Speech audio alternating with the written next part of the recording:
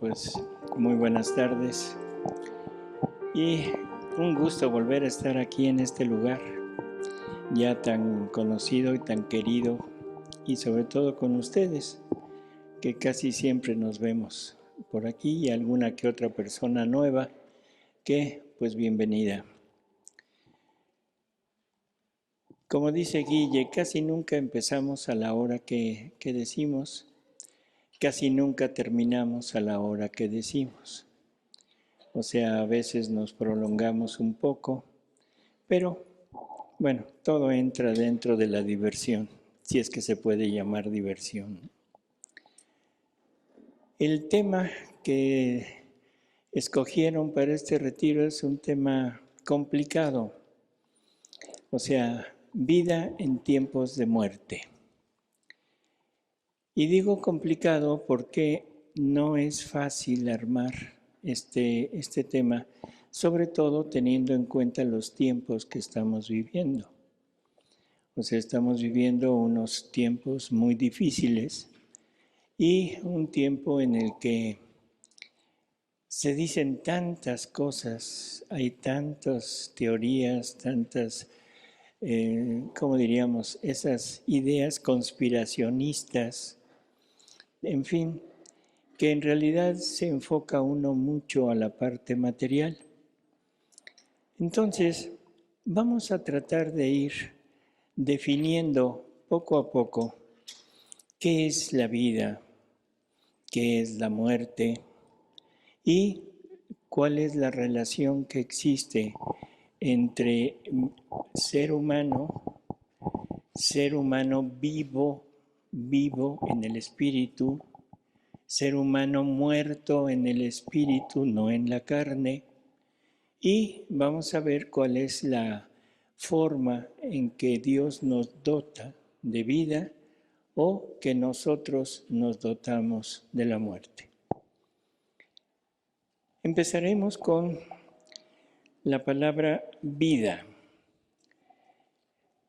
Estamos viviendo una época, como dije, en que hay un enfrentamiento frontal de la cultura de la vida con la cultura de la muerte. Creo que esto es totalmente conocido por todos. Un grupo de personas se dedica a abogar por la vida y otro grupo de personas se dedica a abogar por la muerte. La muerte entendida desde el punto de vista de eutanasia, de aborto, en fin, todo lo que conocemos que está sucediendo en la actualidad. En el término de cultura de la vida se origina con su santidad Juan Pablo II. O sea, él la empleó por primera vez en 1991. Ahí es en donde empieza a hablar de esta cultura de la vida. Y dice, lo que él dice, sus palabras, dice, hay que volver a considerar la familia como el santuario de la vida. O sea, la familia es el lugar en donde se reproduce la vida. Y esta familia es exactamente la que está siendo terriblemente atacada en este momento. O sea, la familia está a punto de destruirse. O sea, ya no hay familias como antes, ¿no? Ya no hay el padre, la madre y los hijos. Ahora, o sea, tenemos desde los males menores, si es que puede haber un mal menor, el divorcio, o sea, el adulterio, estas que a veces se toma como broma, como chiste o como tema de película, que es los tuyos, los míos, los del otro, o sea, refiriéndose a los hijos. O sea, donde los hijos ya no tienen una base, una identificación, ni identificación de su propio sexo, porque el niño cuando empieza a crecer en una dualidad, hombre-mujer. Y el niño empieza a aprender lo que es ser su propio sexo y empieza a aprender lo que le corresponde al otro sexo. O sea, las relaciones, los comportamientos, los roles de esa persona. Por lo tanto, al destruir la familia, se está destruyendo esa capacidad del niño de poder entender quién es él. Y por eso es que en la actualidad hay tantas desviaciones. Entonces, el divorcio, el adulterio, la fornicación, empieza a destruir este núcleo familiar. Y ahora con esto de la teoría de género, o sea, donde ya cada quien es lo que quiere ser, donde cada quien se une con quien se quiere unir, o sea, ¿qué estamos haciendo? Estamos mermando las parejas en donde puede haber reproducción de vida humana normal. 2 hombres, 2 mujeres, no hay forma de que la familia siga adelante. Las malas lenguas, son malas lenguas, dicen que esto es con plena conciencia de lo que están haciendo para limitar el número de personas que habiten este planeta. Entre menos parejas haya, menos individuos nacerán. En fin, el punto es, la familia está siendo destruida. Según estadísticas, o sea, los divorcios se ocasionan dentro de los primeros 3 años en un 60%. Es una cifra pavorosa. Quizá no en este medio, pero a nivel mundial está más o menos por ese rubro de 60%. Y por lo tanto, la permanencia de estas parejas y la educación adecuada de estos niños definitivamente empieza a mermarse. En segundo lugar, ustedes ya lo sabrán, o si no lo saben, lo van a saber dentro de muy pronto, todo lo que está impartiéndose en las escuelas y desde el kinder, no ya en edades adultas. O sea, se les empieza a impartir todo esto de que no somos lo que somos. O sea, se está tratando de destruir la creación de Dios. O sea, ahora Dios ya no crea hombres o crea mujeres, sino simplemente crea seres humanos que pueden decidir lo que quieren ser. Empiezan a infundirles ideas de experimentación, para que aprendan qué es lo que les gusta, porque todo va dirigido al gusto, todo va dirigido a la sensación que la persona puede tener y los empiezan a inducirlos a una práctica sexual, pero probando de los 2 lados. Tremendo también. Y no nos estamos oponiendo, que ese es el problema. El problema no es lo que nos impongan, el problema es lo que aceptemos. Entonces, en realidad lo que está sucediendo es que nos han acostumbrado total y absolutamente a ser dóciles en todo. Y ya no nos interesa ni siquiera la educación de nuestros hijos. Así que bueno, esto que decía Juan Pablo II, dice, hay que volver a considerar la familia como el santuario de la vida. Dice, en efecto, es sagrada. Es el ámbito donde la vida, don de Dios, puede ser acogida y protegida de manera adecuada contra los múltiples ataques a que está expuesta y puede desarrollarse según las exigencias de un auténtico crecimiento humano, contra la llamada cultura de la muerte. La familia constituye la sede de la cultura de la vida. Posteriormente, él mismo en una gira que hace por Estados Unidos, hablando de esto, él dice que la vida significa respetar a la naturaleza y proteger el trabajo creado por Dios. Cosa muy diferente de lo que se está proponiendo ahora con la naturaleza. O sea, cuando se refiere a respetar la naturaleza, se está refiriendo a respetar lo que Dios crea y la forma en que Dios lo crea. Y ahora nosotros estamos tratando de ser creadores. Yo no sé hasta dónde pueda llegar nuestro pensamiento, pero si nos damos cuenta, estamos repitiendo o obedeciendo al enemigo que quiere ser creador.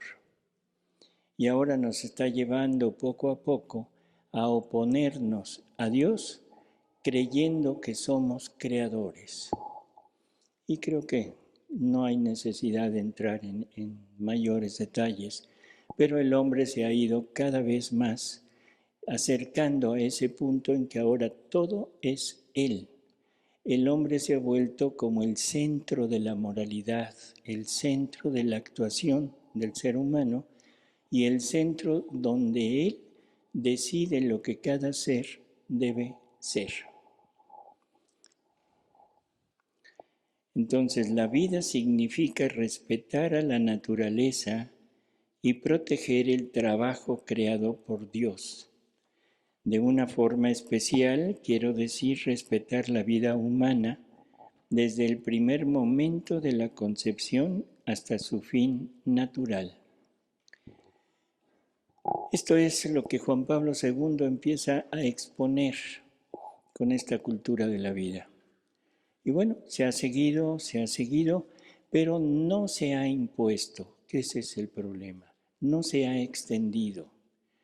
Causas, podríamos enumerar muchas y quizás no llegaríamos a la conclusión. El problema es que no hemos tenido el valor de oponernos a todo lo que se nos está imponiendo, obligando.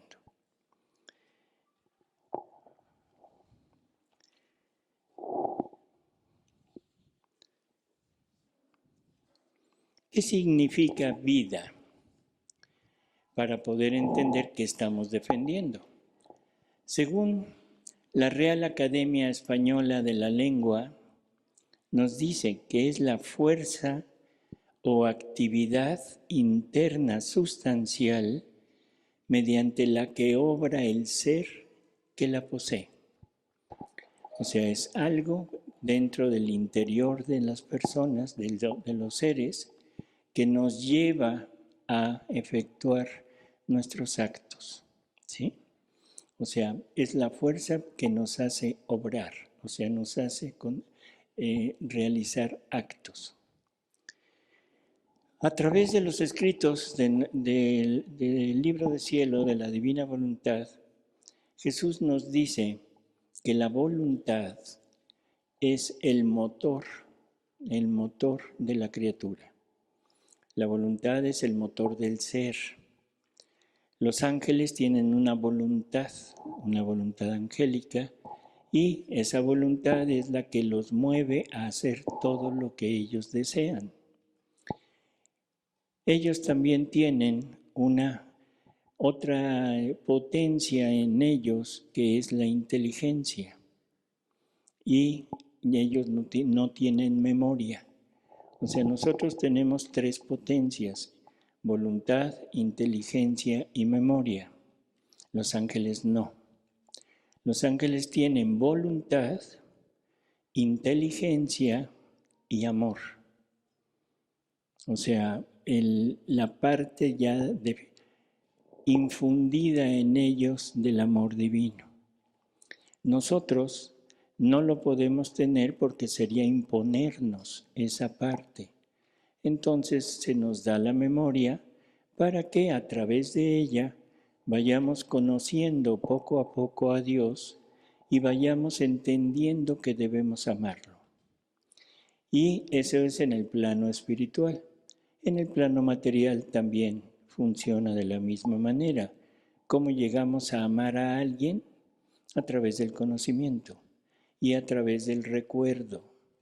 Porque si conocemos a alguien, pero al otro día no recordamos, ese amor nunca se llegaría a realizar. Por lo tanto, en nosotros no se nos infunde el amor, sino se nos pone la memoria para que a través de ella podamos llegar a ese punto. Entonces, los ángeles tienen voluntad, inteligencia y amor. Nosotros, seres humanos, tenemos estas otras tres potencias. Y Jesús nos dice que la voluntad es el motor que mueve al ser. Por lo tanto, los ángeles tienen una voluntad angélica. Dios tiene una voluntad divina y nosotros tenemos las dos. Somos afortunados, tenemos una voluntad humana y deberíamos de tener una voluntad divina. Por naturaleza. Esto lo vamos a ver poco a poco. Pero sí entender que el ser humano es el ser más completo. O sea, entre el ángel y el ser humano es el ser más completo, es el ser superior a los ángeles. Los ángeles no son superiores al hombre. El demonio no es superior al hombre. El hombre es superior a ellos, ¿sí? Por esta dualidad que tenemos en nosotros. Entonces, ¿cómo podríamos definir la vida ya con esto? Muy sencillo decir, la vida es el estado del ser que permite la acción de la voluntad. O, dicho de otra manera, que mientras la voluntad se encuentra en el ser, hay vida, pues habrá actos. Y que si ésta no está, habrá muerte, porque no hay actos. Incluso médicamente se establece la muerte cuando ya la acción cerebral, los actos cerebrales desaparecen, que es lo último que muere en el individuo. En Génesis, en el capítulo 2, el versículo 7 nos dice que formó pues el Señor Dios al hombre del lodo de la tierra y le inspiró en el rostro un soplo o espíritu de vida, y fue hecho el hombre viviente con alma racional. O sea, lo que le da al hombre la parte espiritual, o sea, fueron esos dos alientos que Dios le da. En el primer aliento le crea el alma con las tres potencias. Y en el segundo aliento que le da, se infunde Él para completar la vida del hombre, para darle la verdadera vida. En María Valtorta hay una descripción muy exacta de lo que es la vida. Jesús les da una enseñanza sobre esto, y esto sí lo quiero leer al pie de la letra.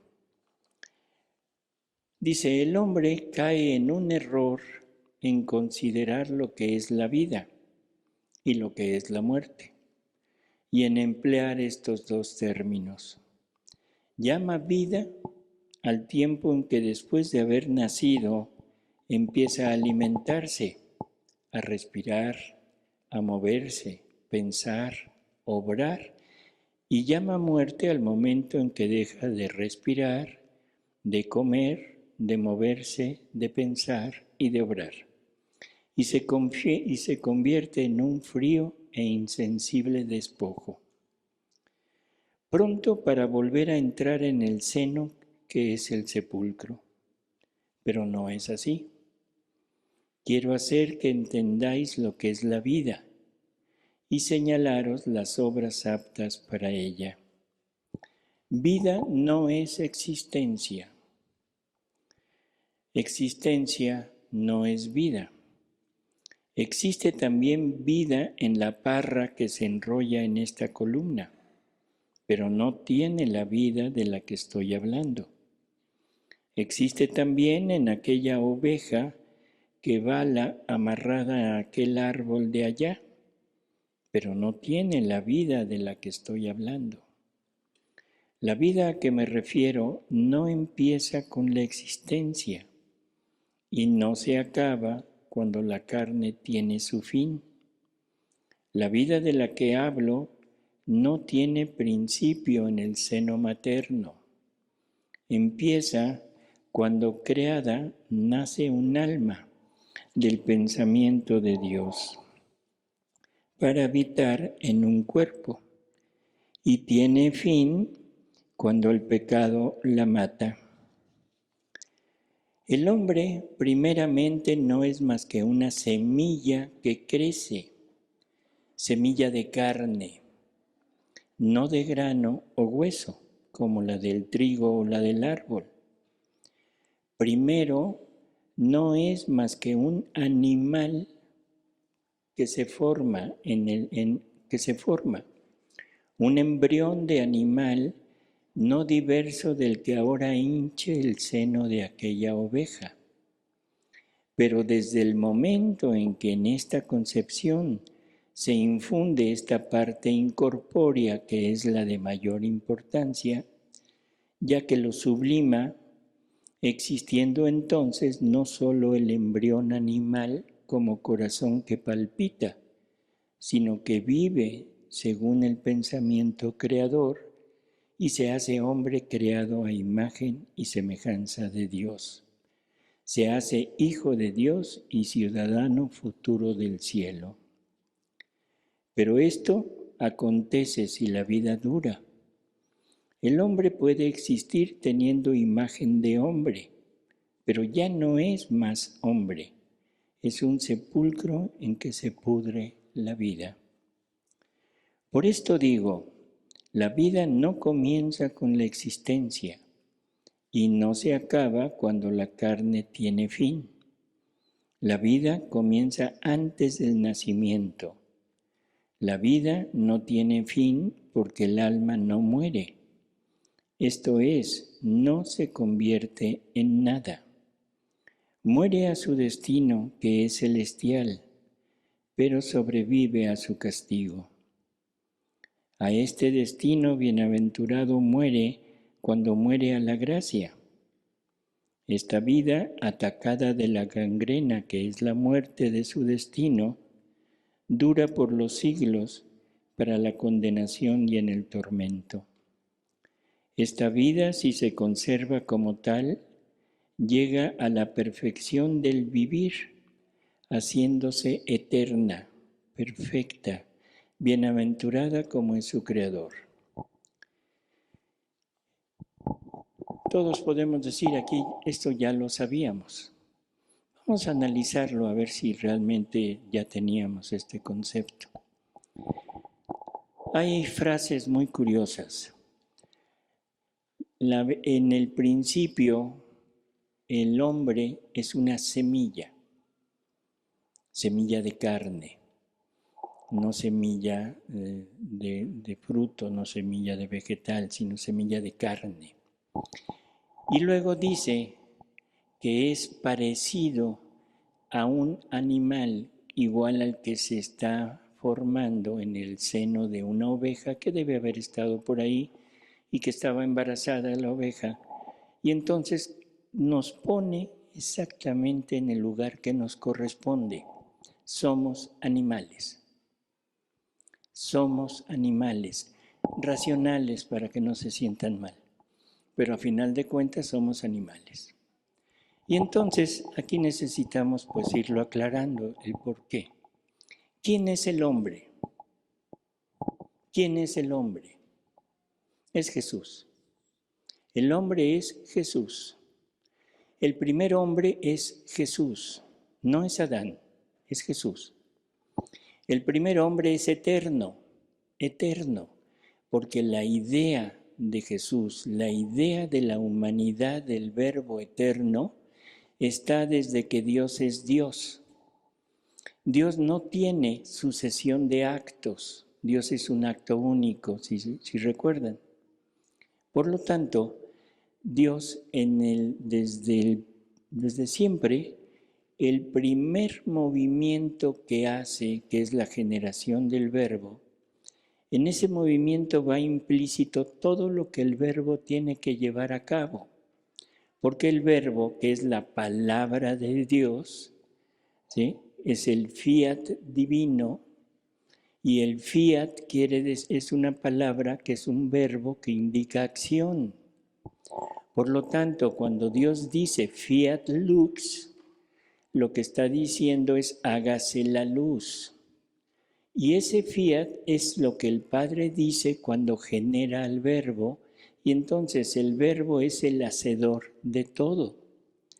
Por eso, en los escritos de Luisa, quien ya los haya recorrido, Jesús siempre dice, cuando yo creé al hombre, cuando yo creé el universo, o sea, se está abrogando para él la obra creadora que es del Padre. Pero se está diciendo que él es el que lo hizo. ¿Por qué? Porque es el que está llevando, es la palabra de Dios que va a crear todo. Por eso es que él es el que se pone como creador, él. Y de esa correspondencia que el verbo hace, o sea, en llevar a cabo todo lo que el Padre le pidió, de esos movimientos, el Padre generando al Hijo y el Hijo correspondiendo al Padre, ahí está completado el amor.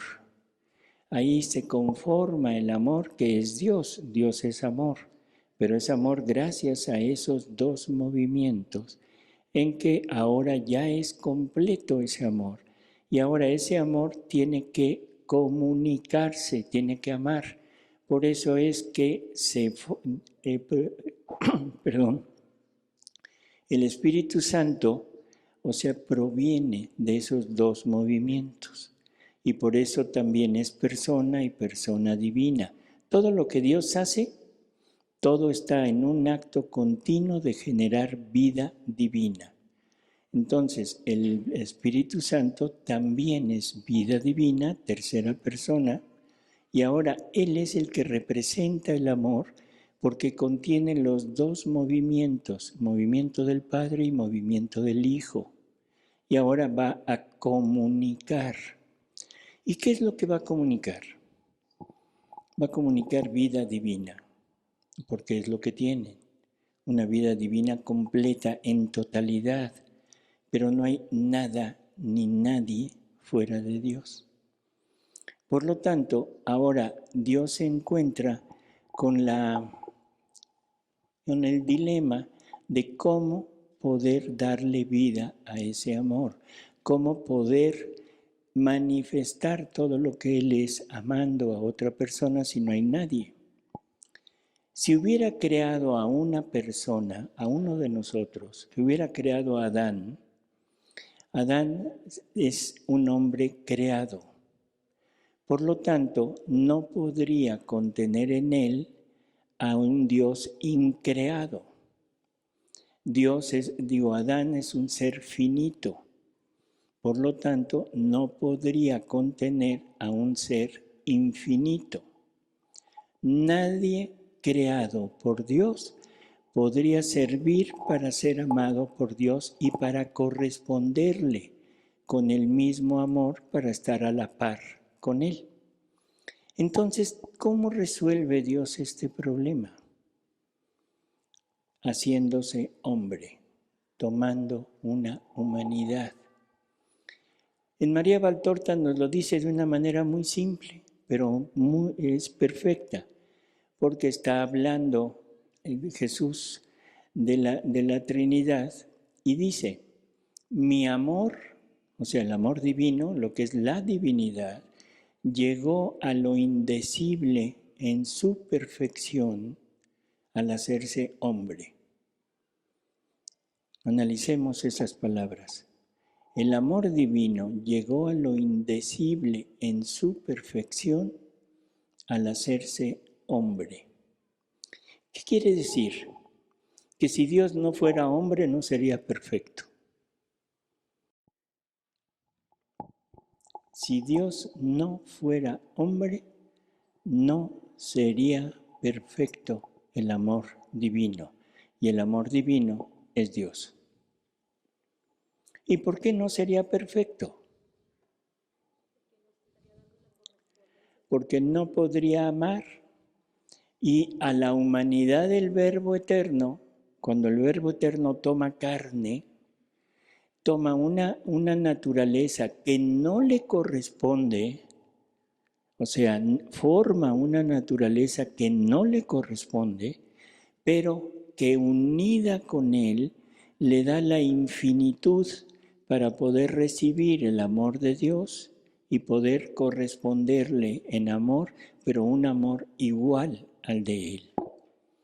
Y entonces ahora sí, Dios ya está satisfecho porque el único acto que Dios sabe hacer es amar. Porque si Dios es amor, no tiene otra forma de actuar más que amando. Entonces la humanidad del Verbo Eterno, esa humanidad que en el tiempo vamos a llamar Jesús, existe desde toda la eternidad. Pero existe no en materia, por favor que se entienda, no en materia, pero ya en el pensamiento de Dios y en los actos de esa humanidad, ya estaban desde toda la eternidad hechos, puestos en Dios. Y Jesús es el hombre. Él es el hombre. Ahora, cuando ya está esto, si recordamos las palabras de San Pablo nos dice, refiriéndose a Jesús, nos dice, todo fue creado por Él, para Él y en Él. En Él. O sea, todo fue creado por Él, sí, porque es el fiat divino y es el que expresa todo el deseo de lo que Dios está poniendo, de lo que Dios está queriendo hacer, y es el que lleva toda la capacidad, toda la virtud creadora de Dios mismo. Y entonces Él es el que crea todo, todo fue creado por Él. Ahora, todo fue creado para Él. ¿Por qué para Él? ¿Cuál es la razón? Porque teniendo una naturaleza distinta a la naturaleza divina, la naturaleza divina es espíritu, entonces ahora Él tiene una naturaleza, pero una naturaleza física, humana, y por lo tanto tiene que permanecer no dentro del núcleo de la Trinidad, sino tiene que ponerse fuera del núcleo de la Trinidad, que es lo que nosotros y la Iglesia llama el adextra de Dios. La Iglesia nos dice que hay un adintra, que es la parte o las acciones de Dios mismo en su interior, y un adextra, que es en la humanidad de Jesús. Esto no lo teníamos claro hasta ahora con estos escritos en que nos han ido poco a poco revelando todo esto. Y ahora, este adextra de Dios, este Jesús, siendo Dios mismo, o sea, hombre verdadero, Dios verdadero, en una sola persona, que es la persona del Verbo. No es la persona de Jesús, es la persona del Verbo. Esta persona que va a vivir, que va a estar fuera dentro de esta creación, y eso de estar fuera se entiende en las relaciones íntimas de la Trinidad, pero no puede estar fuera de Dios, porque Dios es infinito y no hay nada que pueda estar fuera de Dios, porque si no, Dios ya no sería infinito. Entonces, dice Jesús, le dice a Luisa, que antes de crear al hombre, Él, ya como Jesús, le dijo a su amor, no quiero estar solo, no quiero estar solo. Quiero a la criatura para que me haga compañía, para entretenerme con ella, para compartir con ella todos mis bienes. Ahora, Dios hombre quiere una compañía, igual que Dios espíritu quería alguien con quien compartir. Entonces ahora el Dios hombre quiere alguien con quien compartir su amor, su belleza, su divinidad, su naturaleza, sus dones, sus atributos, todo lo que Él es. Y ahí está la creación del hombre. Nada más que resulta que el hombre es creado y entonces todo lo que decíamos al principio de esa humanidad de Jesús, de que no podría ser creada porque ya no podría recibir el amor de Dios, ahora nosotros somos creados a imagen de Él. Nuestra figura, nuestra parte exterior, está tomada del modelo de la humanidad de Jesús.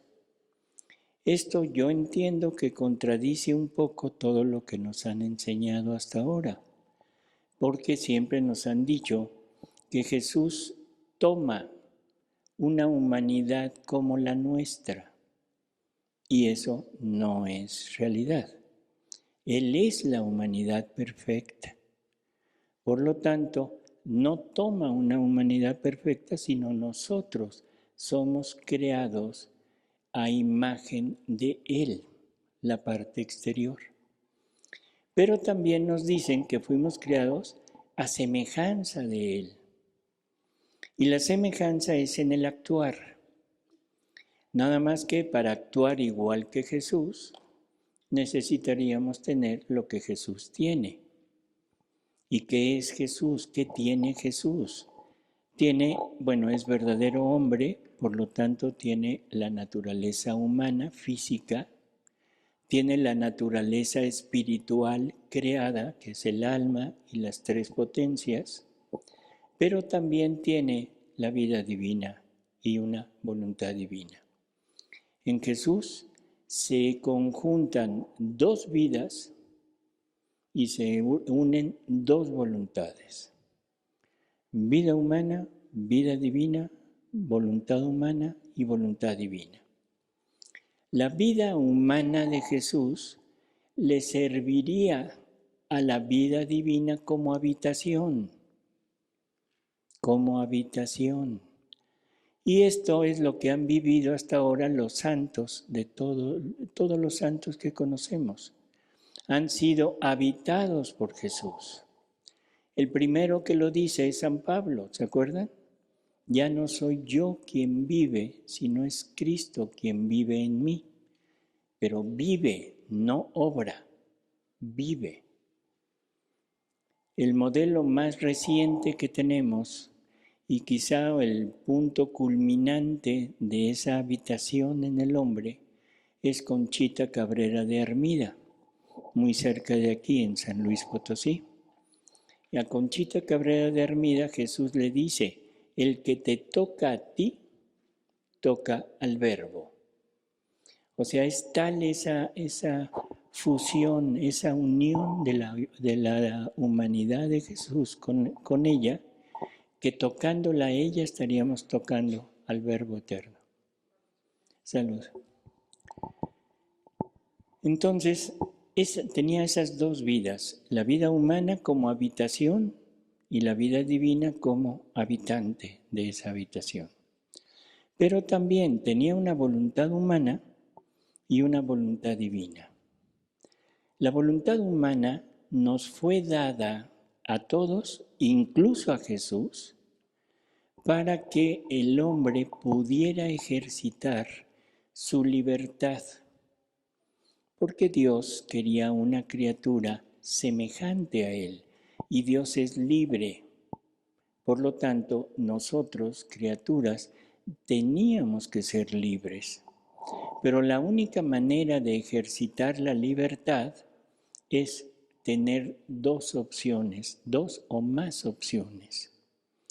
Por lo tanto, nos tuvo que dotar con una voluntad que ya vimos que es el motor que mueve al ser.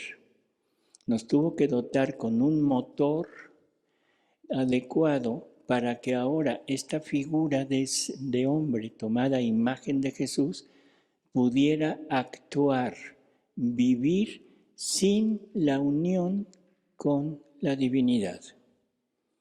¿Y qué fue lo que nos dotó?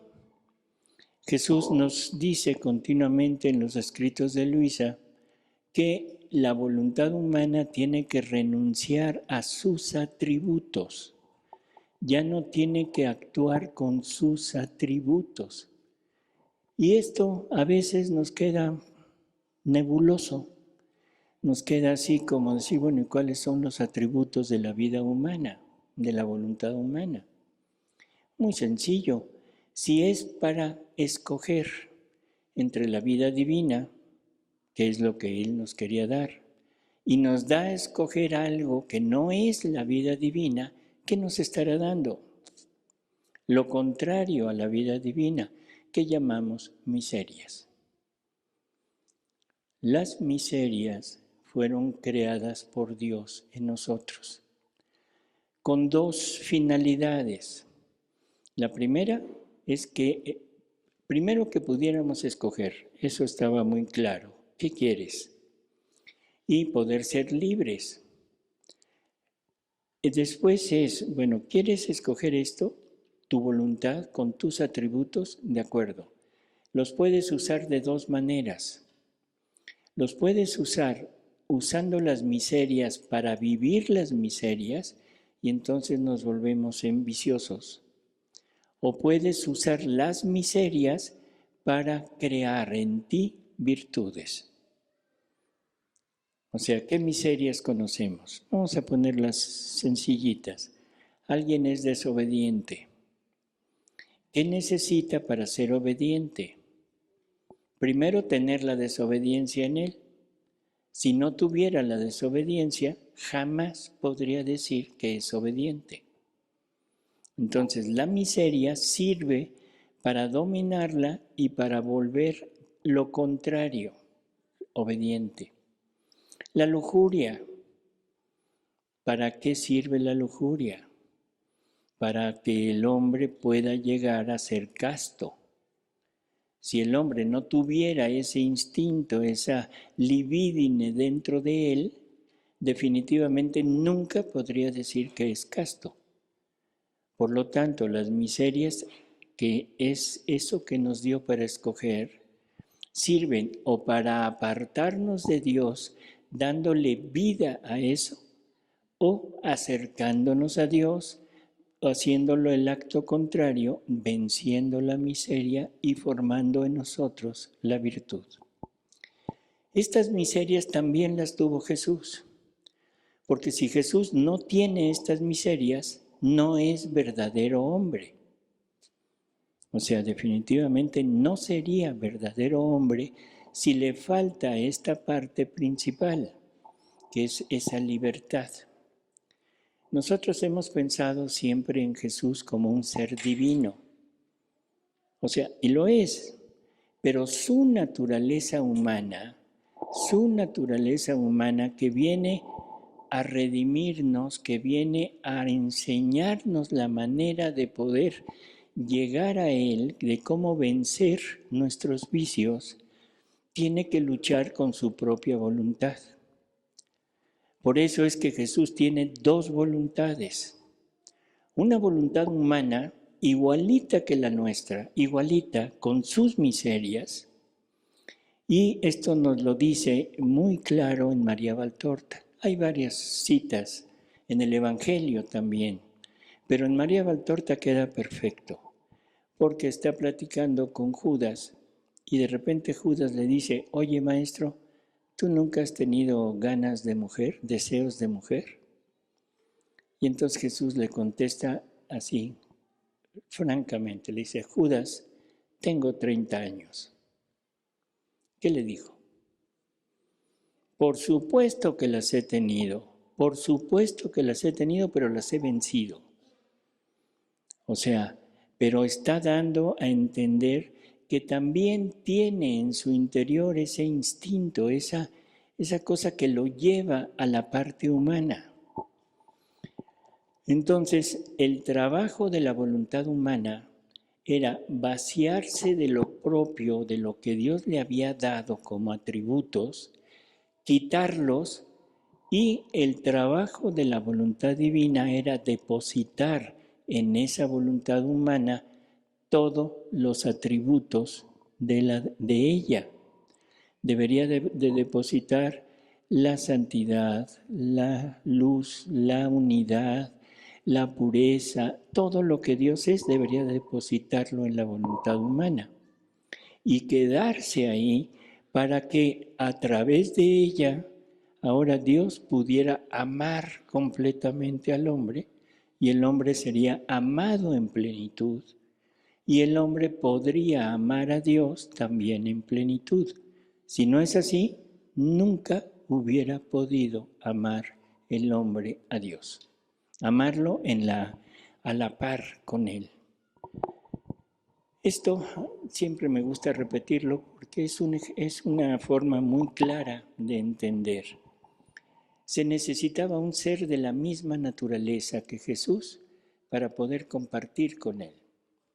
Y el ejemplo perfecto nos lo dan en el paraíso terrenal. Cuando ya Adán ya está con vida, ya vive en el paraíso, Dios se paseaba en el paraíso, platicaba con su criatura. Eso nos da a entender esa relación tan íntima que había con Él. Sin embargo, le dice, no es bueno que el hombre esté solo. No es bueno. ¿Por qué? ¿Qué no sería satisfacción total del hombre estar en relación con Dios? Pues sí, ¿no? Sin embargo, no era suficiente porque no tenía relación con seres semejantes, de la misma naturaleza que él. Entonces, ¿qué hace Dios?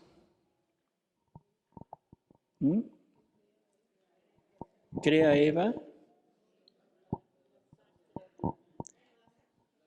la saca de la costilla. Pues no, fíjense que no. Primero le lleva a todos los animales. Después de que dice, no es bueno que el hombre esté solo, y Dios le llevó a todos los animales. Y dice que Adán les puso el nombre a todos los animales. Pero al final dice, y no se encontró compañía adecuada para Adán. Eso yo creo que es una lección perfecta, porque no se encontró compañía adecuada porque no eran de la misma naturaleza. ¿Sí? Cosa que ahora en la actualidad parece que lo estamos queriendo revertir. Ya ven que ahora todo el mundo tiene perrijos. ¿Sí? Espero que ninguno de ustedes tenga perrijo. Nada más mascota, perfecto. Como mascota no hay problema. Pero no perrijo. ¿Sí? Bueno, no son compañía adecuada para el ser humano. Entonces, Dios puso en el hombre todo esto y Jesús tuvo en su interior todo esto. Y Jesús tenía voluntad humana, igualita que la nuestra, y su voluntad divina.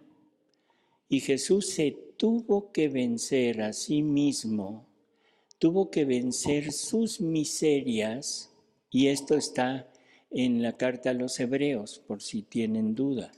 La carta a los Hebreos nos dice perfectamente que Jesús tuvo que sufrir, que padecer todo lo que el hombre padece.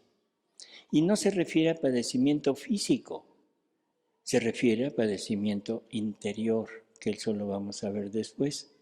Pero nada más recuerden las tres pasiones de Jesús. La pasión del amor, la pasión del pecado y la pasión de la gloria, de haber defraudado la gloria, que es la pasión prácticamente de todas las penas que él sufrió, interiores. La pasión del amor es pagar las muertes que el hombre le había dado a la vida divina en su interior. La pasión del pecado es pagar la pena que el hombre merece por haberse separado y por haber cometido pecados. Y ya la última pasión, que es la del hombre, la de los judíos que llama él, es para reparar por la debilidad que el hombre adquirió con el pecado. Entonces, si Jesús es el hombre, ahora ya tenemos exactamente la imagen de quién debe ser ese hombre, de qué debemos ser nosotros si nos consideramos hombres. Cuando digo hombre, digo ser humano, ¿sí? O sea, que se entienda, no es hombre, mujer, no, es ser humano. O sea, el ser humano es igual, debe ser igual que Jesús. Naturaleza humana, vida divina, voluntad humana y voluntad divina. Ese es el hombre. Si no tenemos eso, no somos hombres. Llámense como quieran, no importa. Pónganse el nombre que quieran, pero no somos hombres. La voluntad divina ha actuado a través de toda la historia de la humanidad y el hombre ha ido aceptando esa voluntad, cumpliéndola, o sea, llevando a cabo lo que la voluntad divina quería. Y eso es en donde hemos basado nuestra santidad. Ya dije nuestra, no es cierto, la santidad de los santos. O sea, es en lo que se ha basado todos los santos en hacer su santidad. ¿Han vivido en la voluntad divina? Sí, pero han conocido, han obtenido hasta donde conocían. Nunca obtuvieron el conocimiento de una voluntad humana obrante en ella, en la criatura. Entonces, la vida divina. Ahora entiendo que tenemos dos tipos de vida espiritual. Tengo la vida espiritual de mi alma y tengo la vida espiritual que es divina, que deberían de estar unidas, fundidas, para ser de la misma naturaleza que Jesús. Si no tengo estas dos naturalezas y está separada la naturaleza divina, entonces lo que tengo en mi interior es una vida espiritual mermada, porque es de la voluntad. Y generalmente nuestra acción de nuestra voluntad no está encaminada a las virtudes practicadas en forma heroica, que es como se consideran, por ejemplo, ahora los santos. El practicar las virtudes en forma heroica significa renunciar a todo, y darle vida al obedecer la voluntad de Dios. Obedecer, no hacerla actuar. Pero bueno, ya es una santidad elevada, sí, es una santidad agradable, acepta a Dios, sí, pero no es la santidad que Dios quiere. Entonces, ¿qué tenemos? Lo que nos acaba de decir Jesús. En un principio somos un embrión, una semilla, un embrión de animal.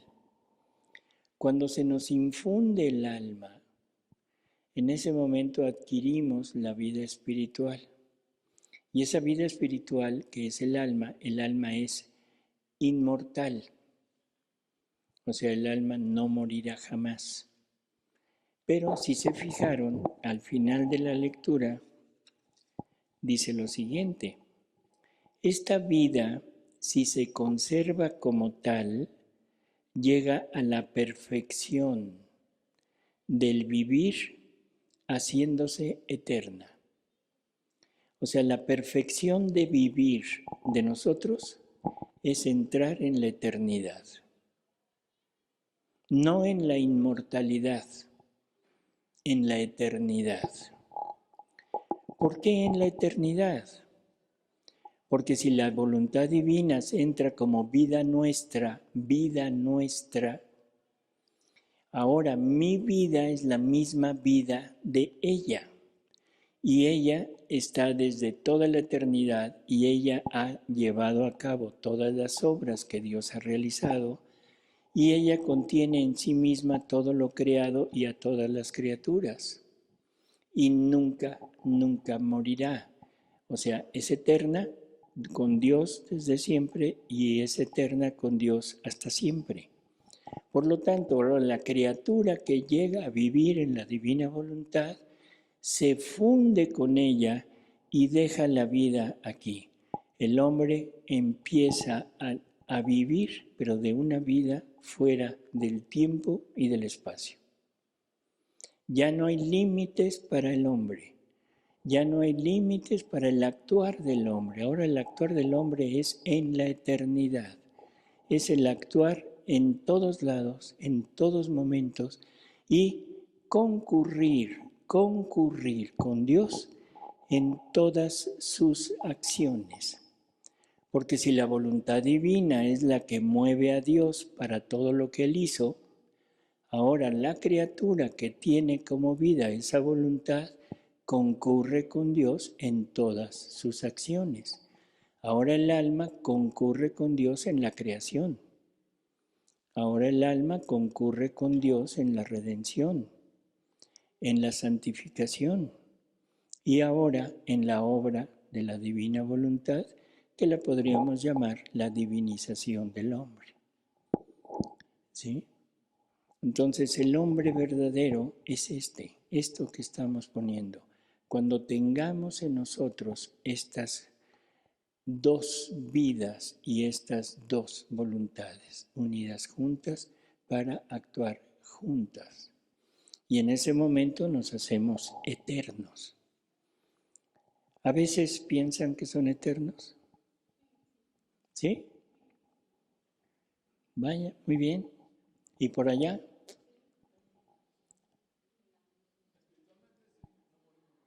No, eterno no es no morir. Eso es inmortal. Eterno es nunca, nunca he tenido un principio. Nunca. Y nunca tendré un fin. Porque sabemos que el alma creada es inmortal.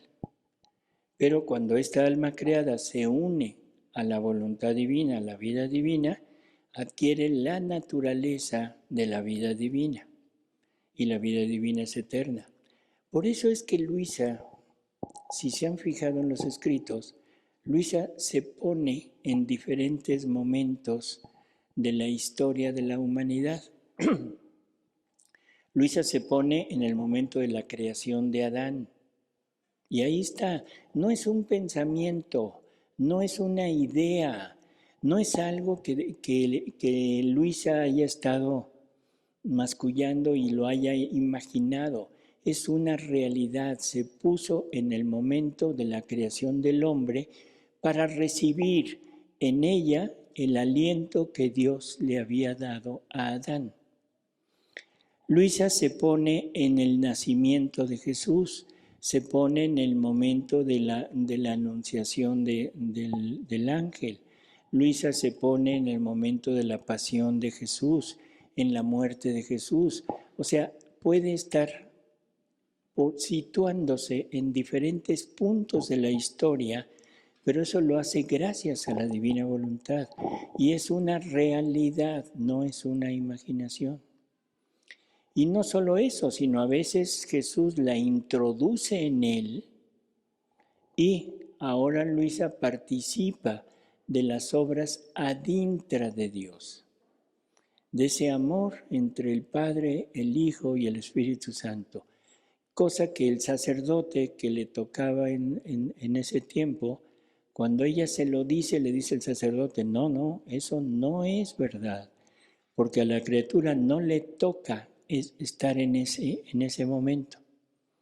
Luisa se lo pregunta a Jesús y Jesús le dice, es erróneo. O sea, cuando yo te introduzco en mí, gozas de mi divinidad, gozas de mi interior y en mi interior está mi divinidad y esa relación íntima entre el Padre, el Hijo, que soy yo, o sea, Verbo eterno, y el Espíritu Santo. O sea, que también ahí tiene acción el alma que llega a vivir en la divina voluntad.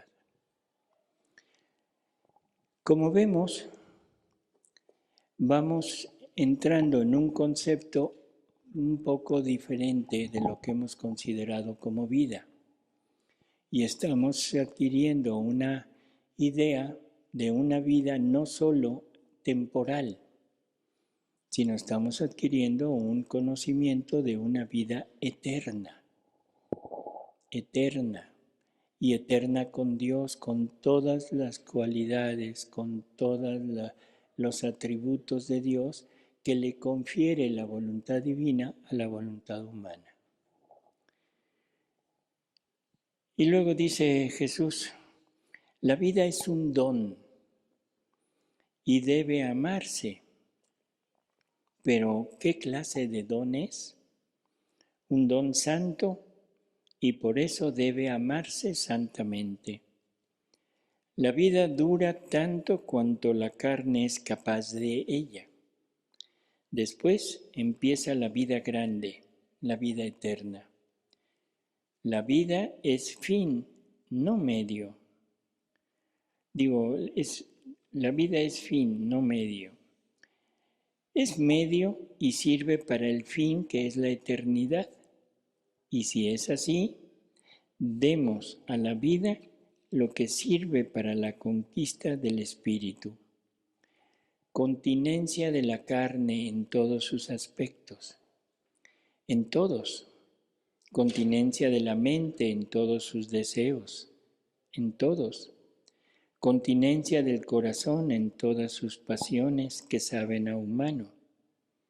Y sea ilimitada el ansia por las pasiones que llevan al cielo, amor de Dios y del prójimo, voluntad de servir a Dios y al prójimo, obediencia a la palabra divina, heroísmo en el bien y en la virtud. Entendamos que esto es María Valtorta, no es divina voluntad, o sea, lo está hablando a nivel humano, o sea, no es la parte de Luisa. Sin embargo, creo que es muy claro. Demos al Espíritu lo necesario para alcanzar esa vida en Dios, que es continencia de la carne en todos sus aspectos. ¿De qué habla? ¿De qué está hablando? Los pecados, sí, pero ¿qué pecados? Es continencia de la carne en todos sus aspectos.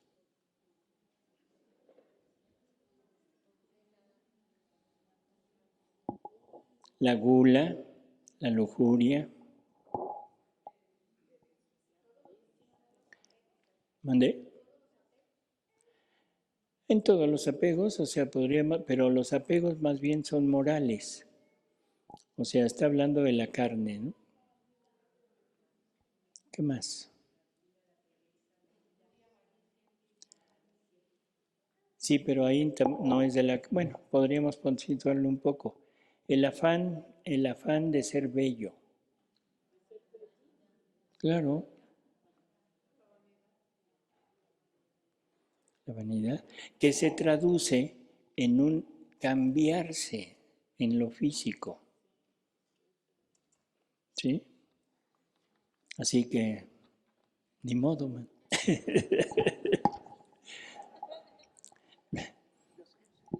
¿Tú sigues siendo bello? Qué bueno. Bueno, entonces continencia de la carne, de la mente, en todos sus deseos, continencia del corazón, en todas sus pasiones, que ahí entrarían los apegos. Dice, y debemos tener una ansia ilimitada por las pasiones que llevan al cielo. El amor de Dios, el amor al prójimo, la voluntad de servir a Dios y al prójimo, la obediencia a la palabra divina, el heroísmo en el bien y en la virtud. O sea, esto es lo que Jesús recomienda para poder llegar a este punto. ¿Algún comentario sobre lo humano de Jesús? Que aquí estamos hablando de la parte humana. Es Jesús en María Valtorta. No hay ningún comentario. Ujú. Y aparte, o sea, Él tuvo que vencer lo nuestro, pero desde la voluntad humana, de Él. Si lo hubiera vencido desde la voluntad divina, no hubiéramos tenido la rehabilitación de nosotros. O sea, lo tuvo que vencer desde su voluntad humana.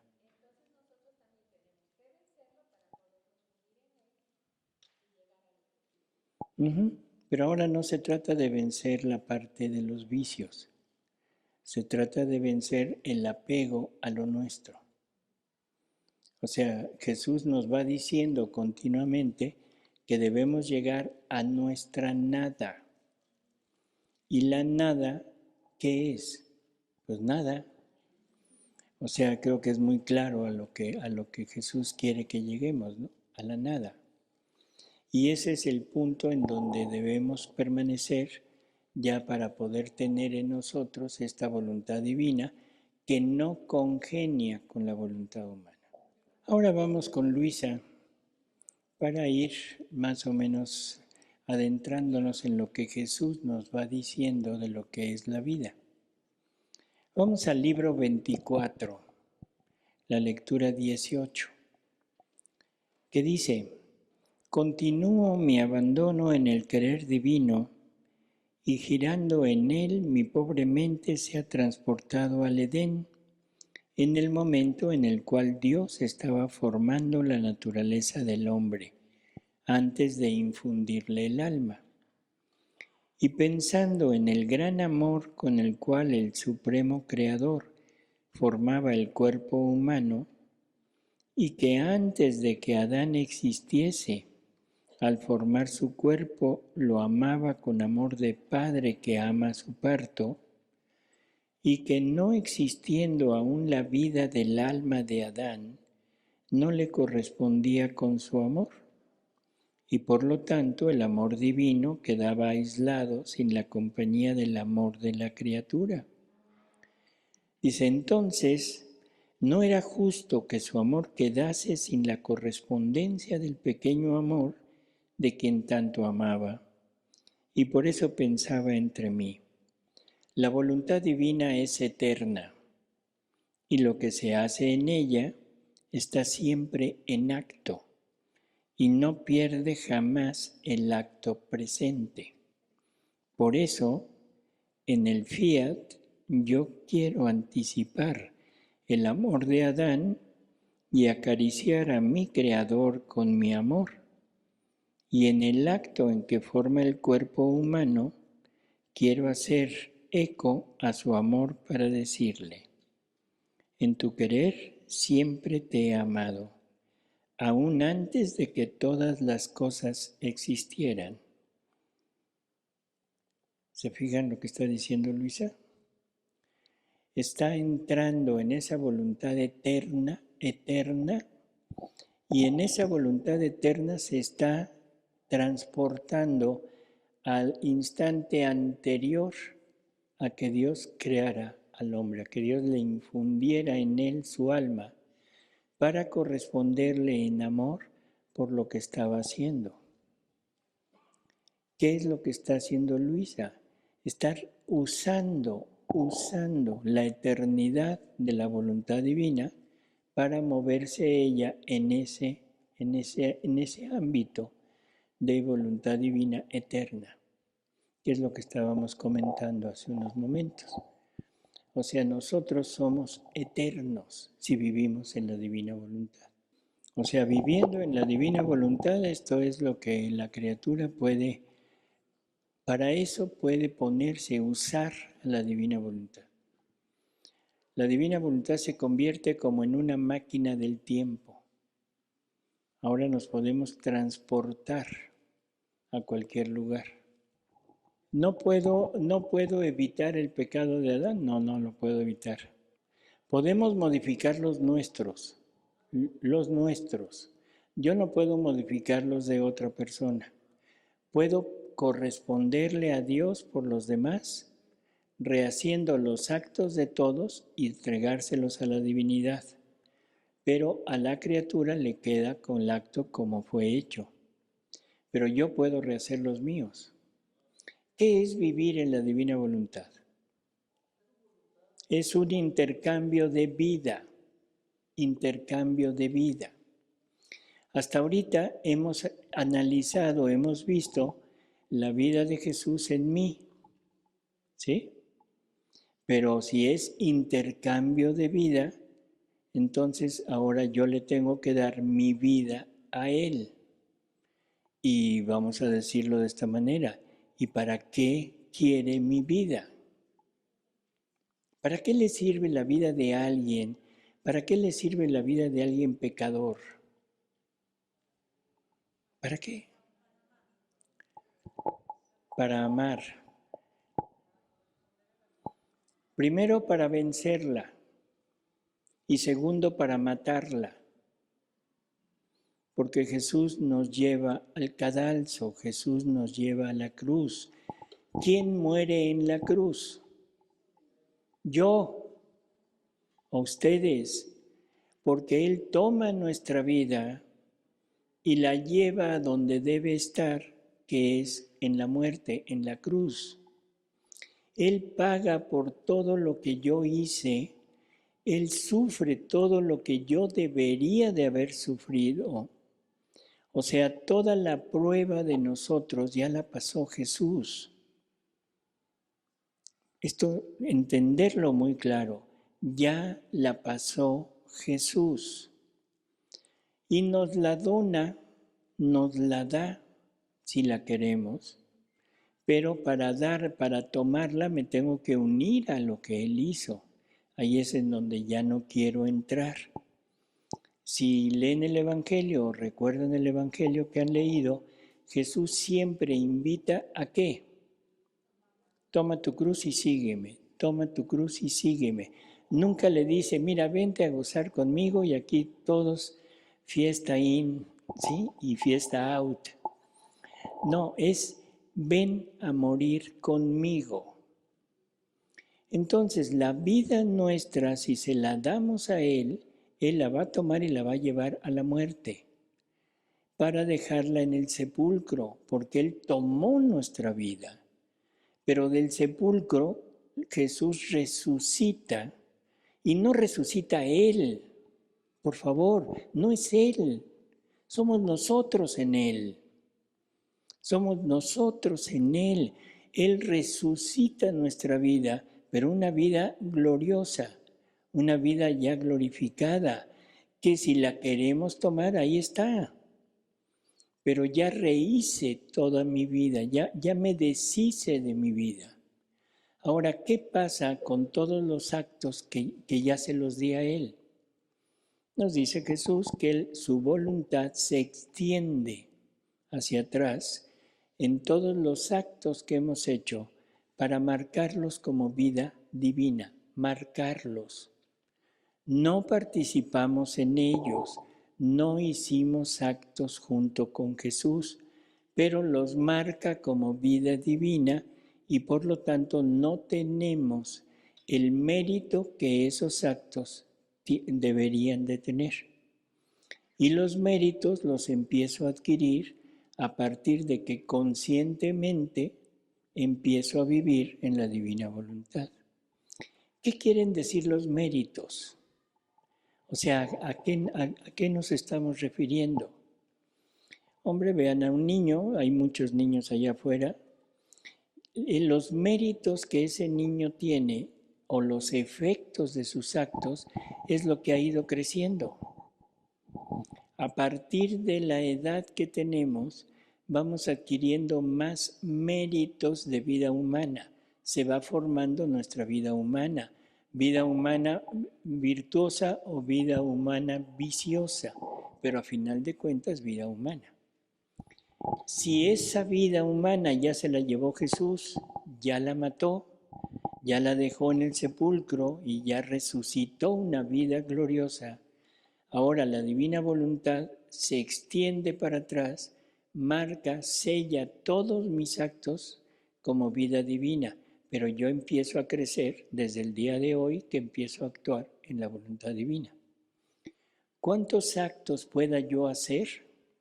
¿Cuánta vida pueda yo desarrollar en mí? Eso depende de mi atención, de mi disponibilidad y del tiempo que Dios me dé todavía de vida, de actos. Dios no mide la vida en años, la mide en actos. ¿Cuántos actos nos habrá dado Dios para poder vivir? No sabemos. ¿Cuántos actos me quedan? No sabemos. Pero ahora tenemos algo muy especial, los jueguitos de internet. ¿Cuántas vidas me quedan? ¿Sí? Híjole, el monstruo ya me mató tantas veces, ya nomás me queda una vida. Bueno, eso es como más o menos lo que Dios nos da. Nos dice, aquí está un determinado número de actos para que los uses para crecer en mi vida divina. Depende de cuándo entre yo a la divina voluntad, es lo que voy a poder vivir. Lo que voy a poder vivir de ahí en adelante. O sea, puedes rehacerlos. Tú pones un acto divino, pones un pensamiento tuyo hecho en la divina voluntad, lo extiendes en todos y se los entregas al Padre como hechos por todos, pero en realidad los hiciste tú. El Padre va a aceptar ese pensamiento divino de toda la humanidad y lo agradece, pero lo agradece a través de ti, no se los da a todos. Y ahora tú tienes la obligación de ponerlo a disposición de todos para que si alguien lo quiere tomar, lo pueda tener. Si no, no lo tendrá.